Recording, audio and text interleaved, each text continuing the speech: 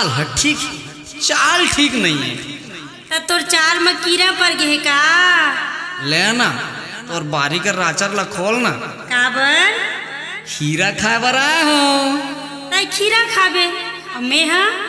और बन्ना अड्डा लाने हन्ना अड्डा।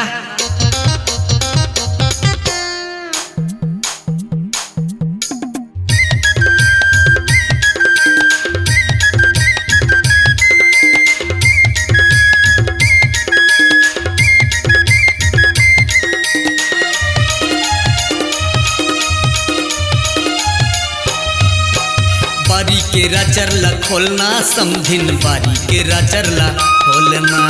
बारी के राचर ला खोलना समधिन, बारी के राचर ला खोलना। खीरा खाए बर आए हवो, खीरा खाए बर आए हवो, देबे कि नहीं त बोलना बोलना बोलना। बारी के राचर ला खोल ले समधी, बारी के राचर ला खोलना। बारी के राचर ला खोल ले समधी, बारी के राचर ला खोलना। खीरा खाए के आस समधी, खीरा खाए के आस समधी, धीरे धीरे तह पेलना पेलना पेलना। बारी के राचर ला खोलना समधिन, बारी के राचर ला खोलना। बारी के राचर ला खोल ले समधी, बारी के राचर ला खोलना।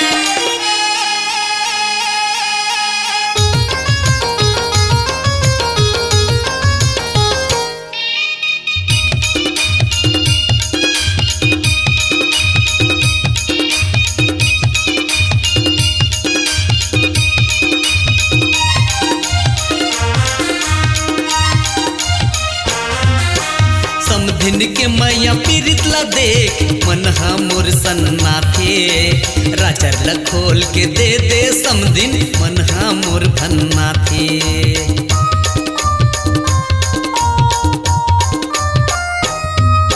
समधिन के मैया पीरित ला देख, मन मोर सन्ना थे। राचर ला खोल के दे दे समधिन, मन मोर भन्ना थे। नैना मन नैना मिला के, दिल से दिल मिला के, मैया के मधुरस घोलना घोलना घोलना। अब तो खोल दे समधिन बारी के राचर ला। बारी के राचर ला खोल ले समधी, बारी के राचर ला खोलना। बारी के राचर ला खोल ले समधी, बारी के राचर ला खोलना।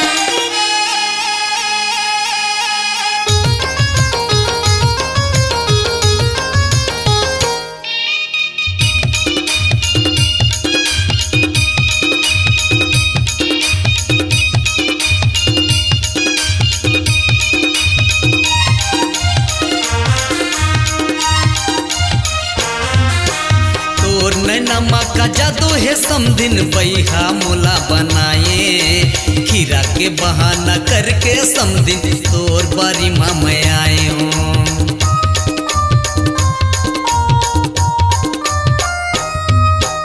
तोर नैनमा का जादू है समधिन, बैहा मोला बनाए। खीरा के बहाना करके समधिन, तोर बारी माँ मैं आए हूँ।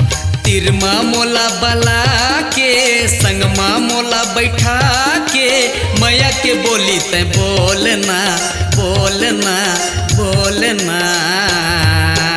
लेना समधिन जल्दी तो खोल बारी के राचर ला। बारी के राचर ला खोल ले समधी, बारी के राचर ला खोलना। बारी के राचर ला खोल ले समधी, बारी के राचर ला खोलना।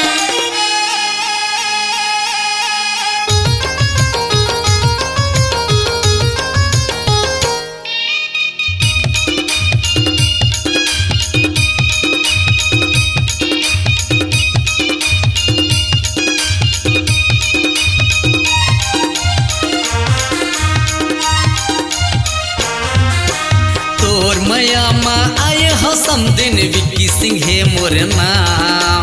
तोला भगा ले जाहूँ उड़रिया, लवन खैंदा मोर गाँव।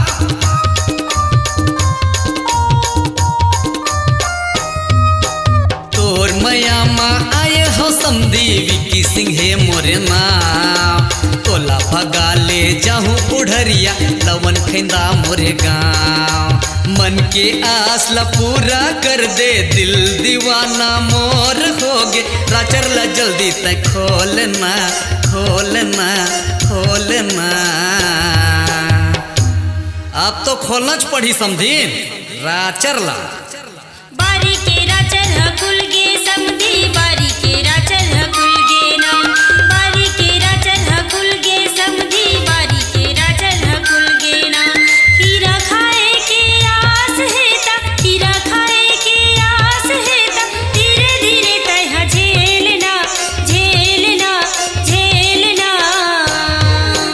बारी के राचर है खुल गए समदिन, बारी के राचर है खुल गए ना, बारी के राचर है खुल गए समदिन, बारी के राचर है खुल गए ना। बारी के राचर ह खुल गे समधी, बारी के राचर ह खुल गे ना, बारी के राचर ह खुल गे समधी, बारी के राचर ह खुल गे ना। छत्तीसगढ़ी लोक कला मंच सतरंगी बुलबुल टार्जन स्टार नाइट की प्रस्तुति। हर खुशी के मौके पर स्टेज प्रोग्राम हेतु संपर्क करें। विक्की सिंह ठाकुर, महादेव घाट, रायपुरा, रायपुर।